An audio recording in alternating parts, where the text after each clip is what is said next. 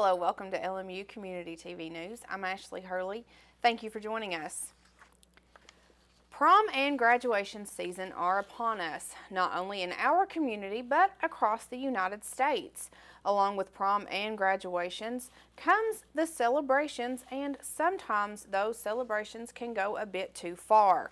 Last Friday, Union County students got to see just how far the celebrating can go.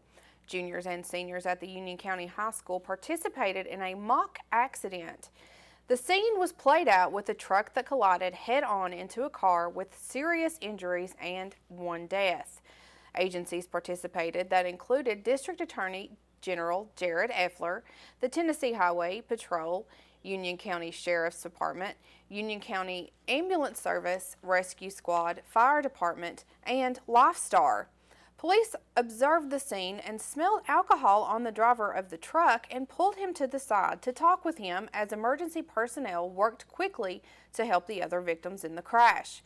The mock accident was done as a realistic reminder to student body of what could happen if they make bad choices in the upcoming weeks. We spoke with a junior at Union County High School who has a special message to students who will be celebrating in the upcoming weeks.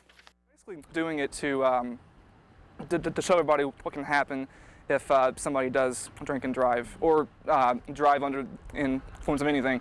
They can show that you may think that hey, this is okay, I'm having a good time, but then something like this can happen, and all that is just completely out the actual window, and now you're either dying or you're paralyzed for the rest of your life, or anything can happen if you get drunk. It's like basically a time clock. It's just ticking down to something bad to happen. They briefed us, gave us a very small, detailed description of what they're doing basically. Why we shouldn't drink and drive, why we shouldn't do drugs, anything like that. And then one of the cops got a call over the intercom saying that they'd been a wreck, and we all came out here. I just think it's awful how somebody can make this choice and have an effect on others that are doing the right thing. Just a message to people who think that drinking is cool and hip. You may think it now. People may ask you to go out to a party and get drunk or something with them because everybody else is doing it. Don't do it. It may be fun now, but 20 years down the road, you look back and hate every second of it. A hearse from a local funeral home was brought in, and a mock funeral was held for the victim who died in the crash, symbolic to showing how short life can be when the smart choice isn't made. We would like to thank Union County High School for allowing LMU Community TV to be a part of the event, and congratulations to graduating students, and always be safe and make the right decision. Over the next few weeks, we will be bringing you exclusive interviews with Dr. Gary Burchett, second vice chairman of LMU's Board of Trustees, as he sits down to talk with us about the Canto program here on the campus of Lincoln Memorial University. The program is very popular, and the story of how it came to be is one that is best being told by Dr. Burchett himself. Burchett, and in a conversation or two over the last few weeks, I've been asked to do a little reminiscing about a very popular program here at Lincoln Memorial University. It started out being affiliations with the Canto Girls Senior High School, Tokyo, Japan. Now, I was told also a few minutes ago that the first group came here, I think I was told it was 1979. According to my calendar, and of course I'm familiar with it almost as an older than dirt kind of guy. I took my first trip to Tokyo, Japan in 1977. And that was the beginning of a relationship that certainly is memorable and will always be up in the forefront of my mind. The way it all happened, it came about during a Southern Association lunch gathering with a bunch of guys. Some of them were friends of mine, and I was just really fortunate to be invited to go to lunch to hear a guy present something that he thought would work. His name was Mr. Carl Halverson, and he had been a Baptist missionary to Japan years before. He had an idea that he could form what he called a college and university partnership program. The acronym became CUP, and he was able to attract 12 guys to sit down and have lunch that were interested, and that was really the beginning of the college and university partnership program. Lincoln Memorial University was excited about being a part of it, and we were originally paired with a Methodist junior college in a suburb just outside of Tokyo. Be sure to tune in next week as he continues his story and brings you more information on this very interesting program.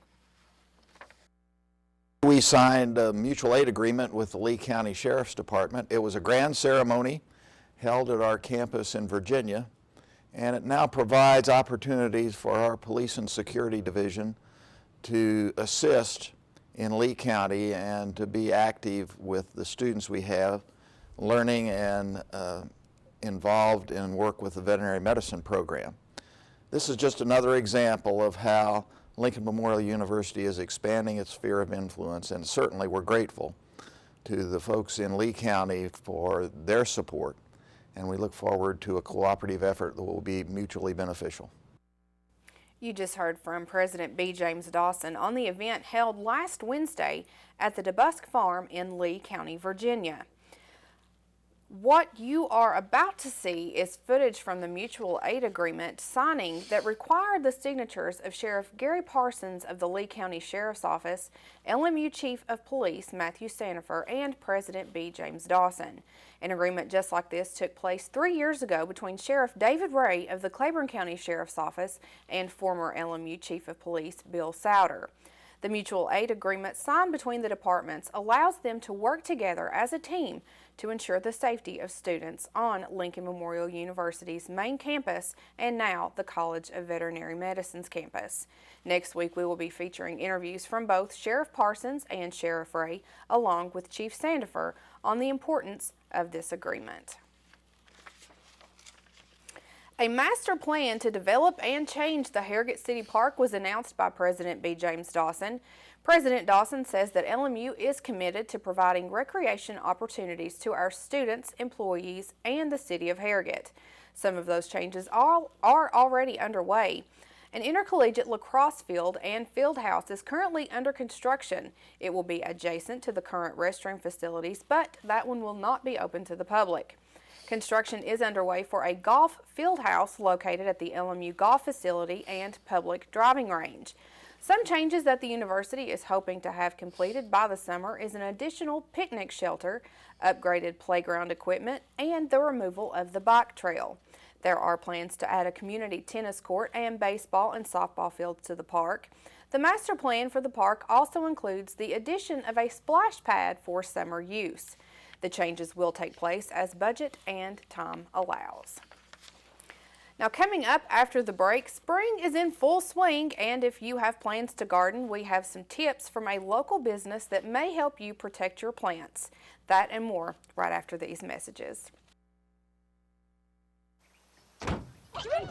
They'll test you, try to break your will. But however loud the loudness gets, however many cheese puffs may fly, you're the driver, the one in control. Stand firm. Just wait. And move only when you hear the click that says they're buckled in for the drive. Never give up till they buckle up.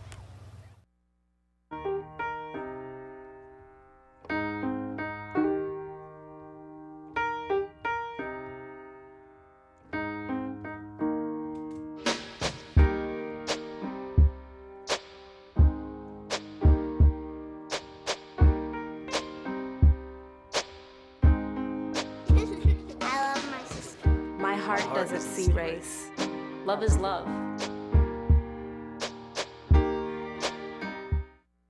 Welcome back. Trees are blooming and flowers are starting to pop up in yards across the community, which means spring planting is now taking place. We visited Cheap Sam's Trees and Flowers in New Tazewell to check out some of the trees, plants, and flowers they have to offer and also pick up some planting tips of our own. We were told that right now in the next few weeks is the prime time to be planting trees, shrubs, and flowers. The most important tip that we did receive is to be aware of dogwood winter, or as it is also known, blackberry winter. Dogwood winter usually falls during late April, early May, around the time that dogwood trees start blooming. According to farmersalmanac.com, many farmers knew it wasn't safe to plant crops until those trees were bloomed. The season also gets its other name, blackberry winter, because it takes a few days of cold weather to stimulate blackberry canes to start growing. No matter which term you choose to use, if you have a garden, remember, if you have already planted, to cover those plants to save them from the cold bite of the dogwood winter. Now we are going to turn to a segment that is being brought to you by the Veterinary Technology Program right here on the campus of Lincoln Memorial University. I'm Mackenzie Treese, and I'm in the Veterinary and Health Science Program at LMU. And I'm Jana Fetter, and I'm in the Veterinary Medical Technology Program at LMU, and we're here today to talk about equine therapy. Equine-assisted therapy is an effective practice that involves the use of horses to promote positive characteristics in patients who are working through the program. It involves far more than just riding horses.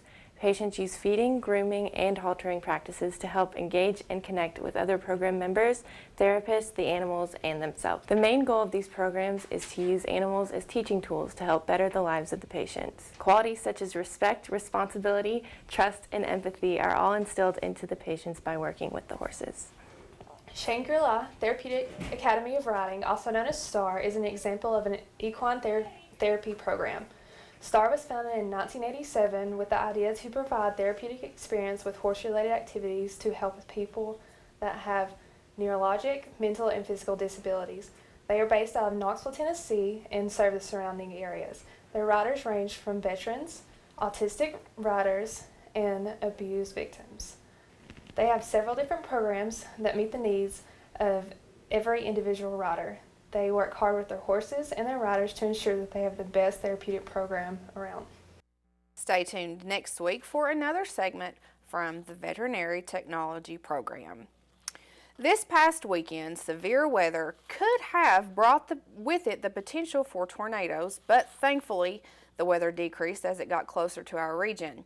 When it comes to tornadoes, there are several tips given to protect you and your family, but which ones are the truth and which ones are myth?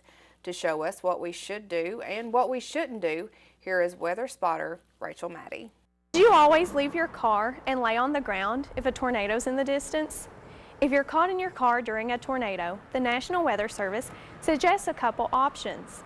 First, if the tornado is far away and traffic is light, you may be able to drive away from its path by watching it and driving at right angles to the tornado's track.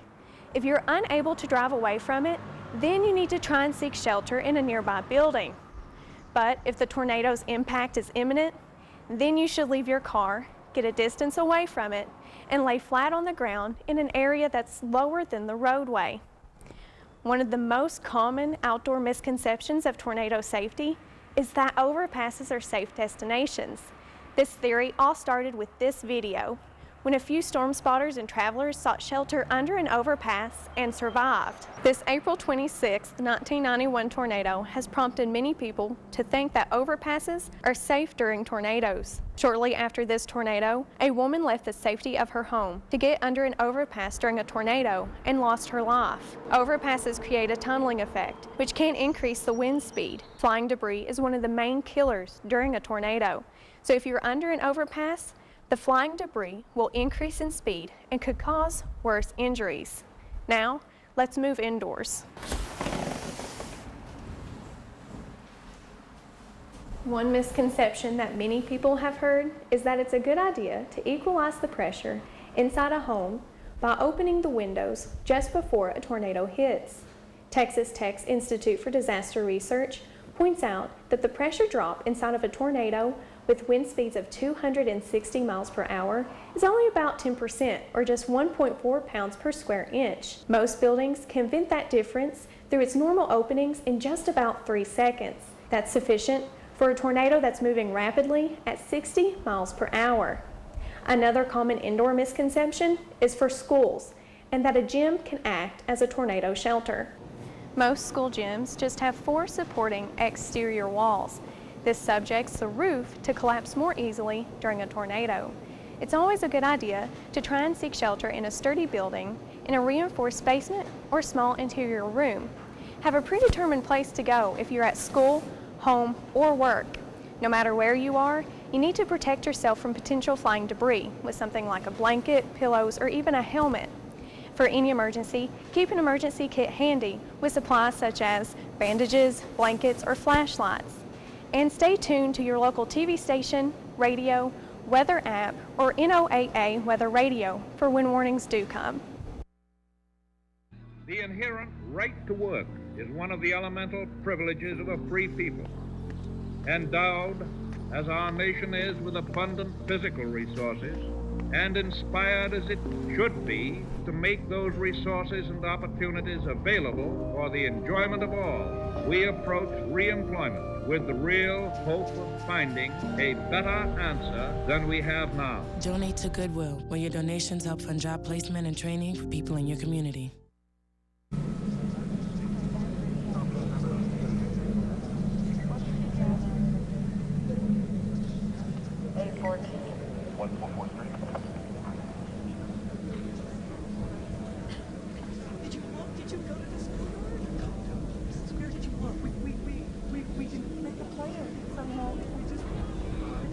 He's a smart boy, and he's gonna be okay. Hey, try to calm him down. There's no reception. Everything's down. Try already. Nothing's working. Well, just everything's down. Do you think he's on his way? Please. Is he okay? Laura. Please tell me he's okay. I need you to calm down. What? It's my baby. This is so bad. He's out there by himself. Make sure you know where to find your family in an emergency. Start your plan. Welcome back. The LMU baseball team and softball team spent last week competing for their respective conference titles. We will start with the LMU baseball team, who was in Forest City, North Carolina for the SAC tournament. The Rail Splitters went in as the 4th seed, which avoided them of playing on day 1 in the single elimination portion of the tournament. However, their first opponent was 3rd seeded Tusculum.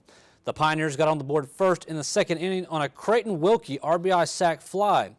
LMU came back and answered with a 3-run 3rd inning as they scored on a throwing error, and then Kyle Floyd and Wes Niederland each got an RBI to give LMU the lead 3-1.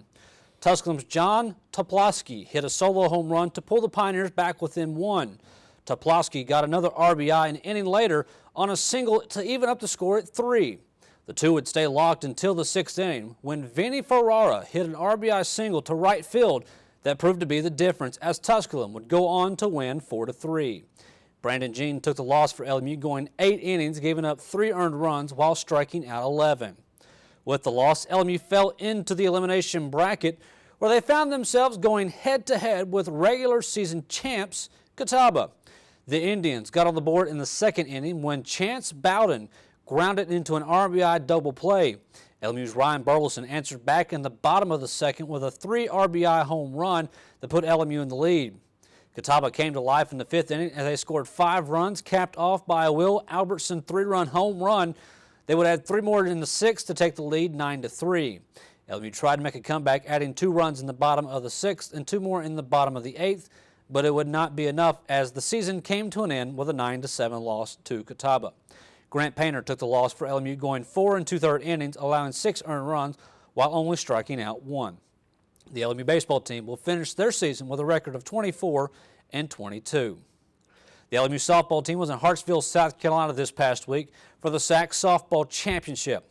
The ladies came in as the 7th seed and knew it would be a hard weekend ahead, but the challenge could be met head on.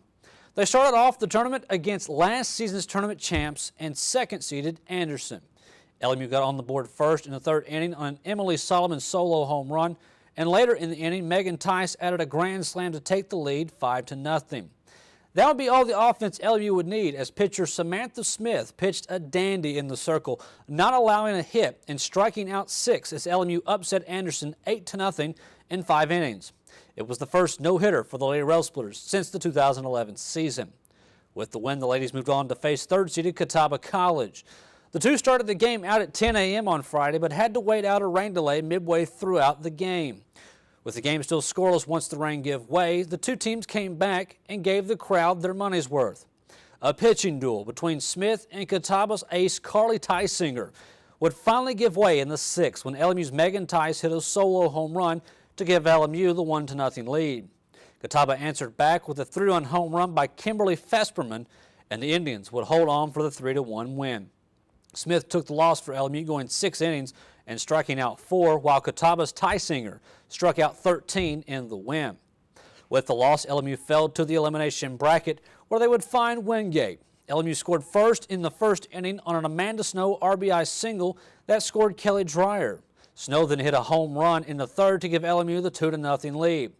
That would be enough for Samantha Smith, who once again got the start for the ladies, as LMU would move on to the Final Four with a 2-1 win over Wingate.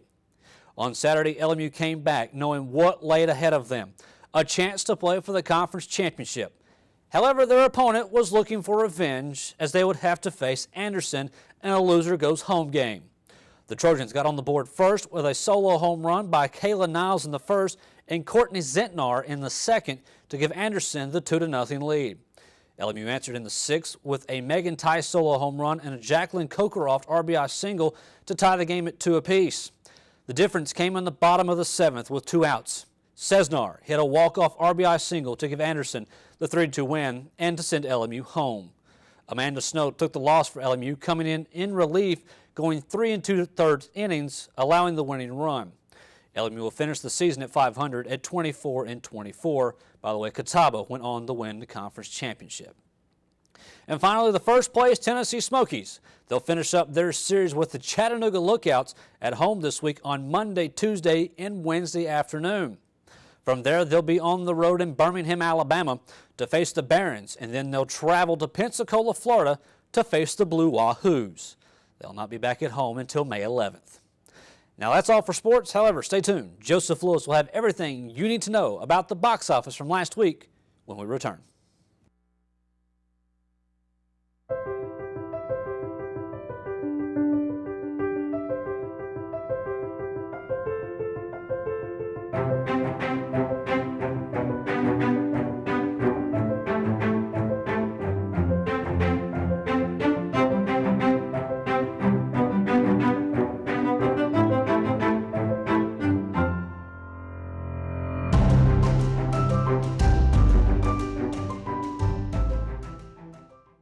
Join the Vive Broadband TV revolution. Vive gives you the freedom to choose with loads of new channels like Up TV, The Hub, The Blaze, and Cubo. Vive's Watch TV Everywhere feature gives you the freedom to watch participating channels just about anywhere, anytime, on any device. And Vive Broadband Speed gives you the freedom to power internet TV services like Netflix, Hulu, Apple TV, and Google Chromecast. Join the TV revolution at vivebroadband.com. You all the latest information in the world of movies. Tops at the box office this weekend were led for the 4th week in a row by Furious 7, adding another $18 million to its now $321 million domestic gross. Even more impressive, however, are its worldwide numbers, now totaling at $1.32 billion, solidifying Furious 7 as one of the top 5 highest grossing movies of all time, joining the ranks with Avatar, Titanic, The Avengers, and Harry Potter and the Deathly Hallows Part 2. Following at number 2, once again, was Paul Blart Mall Cop 2 with $15 million, bringing its total domestic gross to a respectable $44 million. And rounding out the top 3 was the romantic fantasy The Age of Adeline, starting its run with $13 million. Next weekend at the movies is all about Avengers Age of Ultron, the culmination of Phase 2 of the Marvel Cinematic Universe, in which Iron Man, Captain America, Thor, the Hulk, Black Widow, Hawkeye, and a couple of newcomers square off against Ultron, a Tony Stark creation that unexpectedly becomes malevolent. Written and directed by Joss Whedon and headlined by one of the most stacked casts of the summer, Age of Ultron is already doing phenomenal business, having grossed $201 million after a single weekend's release in international markets.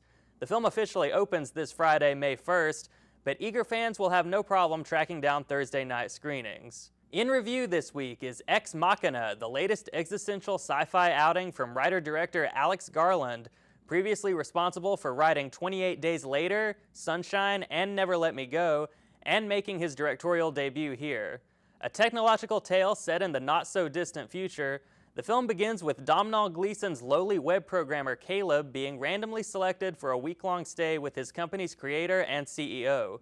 After being whisked away to a remote, high-security house in the mountains, Caleb meets Oscar Isaac's Nathan, a gregarious and fiercely intelligent scientist whose aggressive tendencies immediately make Caleb uneasy.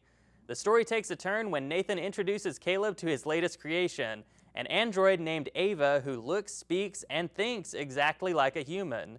As the line between man and robot becomes increasingly blurry, Nathan tasks Caleb with determining whether or not his creation's humanity is the genuine article.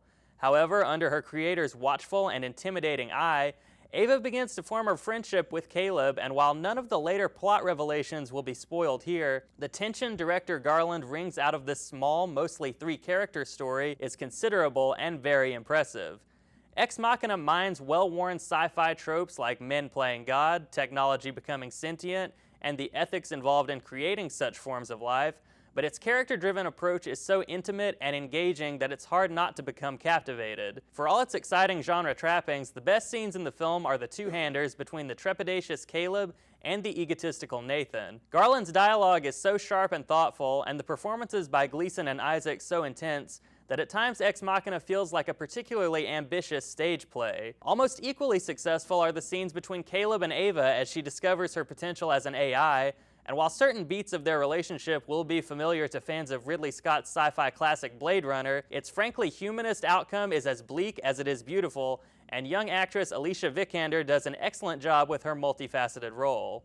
With an appropriately chilly visual aesthetic and an overwhelming original soundtrack, Ex Machina is a must-see for fans of the genre and of thought-provoking, well-written, well-acted drama. As a side note, Ex Machina has deservedly been met with positive word of mouth and strong box office performance in its limited release, and this past weekend its distributor, A24 Films, took a huge and successful gamble by expanding its release from 39 screens to over 1,200. And while the movie is certainly worth seeing on its own merits, the chance to foster the success of risky, low-budget filmmaking is a selling point in and of itself. That's all for this week in the world of movies. I'm Joseph Lewis.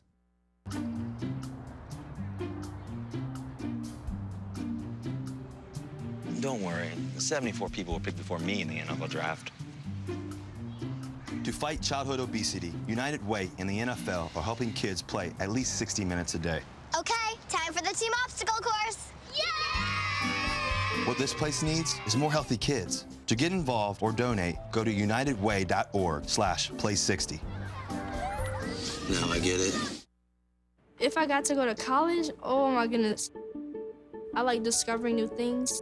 You get to see what works for you and what doesn't. That helps you evolve as a person. You get to make like a supernova of skill or talent or whatever it is. I've always wanted to go to college. I just feel like that's my destiny. My name is Queen, and I am your dividend. And that's going to do it for this week's LMU Community TV. Thank you for joining us. I'm Adam Haley. And for everyone behind the scenes, I'm Ashley Hurley.